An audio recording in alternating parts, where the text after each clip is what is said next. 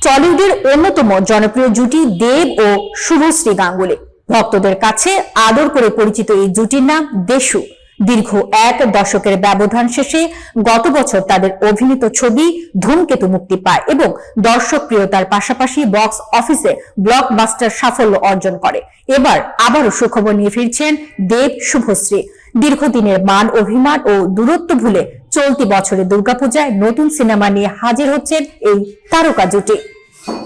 সোমবার ১৯ জানুয়ারি একটি ফেসবুক লাইভে এসে দেব ও শুভশ্রী নিজেরাই এই ঘোষণা দেন। লাইভে ছবিটি নিয়ে একের পর এক চমকপ্রদ তথ্য শেয়ার করেন তারা। দুজন জানান আপাতত সিনেমার প্রাথমিক নাম রাখা হয়েছে দেশু 7। যদিও নামটি চূড়ান্ত নয়, এ নিয়ে আরও পরিকল্পনা রয়েছে। সবকিছু নিশ্চিত হলে আনুষ্ঠানিক ঘোষণা দেয়া হবে বলে জানান তারা।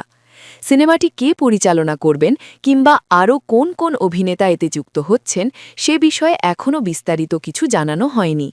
তবে অভিনেতা অনির্বাণ ভট্টাচার্যের যুক্ত হওয়ার সম্ভাবনা নিয়ে ইতোমধ্যেই টলিউডে আলোচনা শুরু হয়েছে।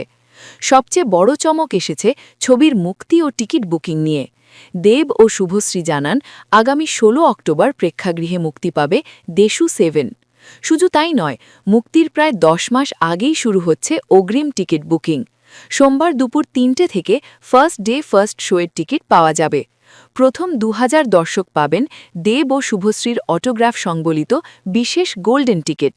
রোম্যান্টিক, অ্যাকশন, রিভেঞ্জ ও থ্রিলার সব মিলিয়ে একটি পূর্ণাঙ্গ বাণিজ্যিক সিনেমা হিসেবেই নির্মিত হচ্ছে দেশু 7।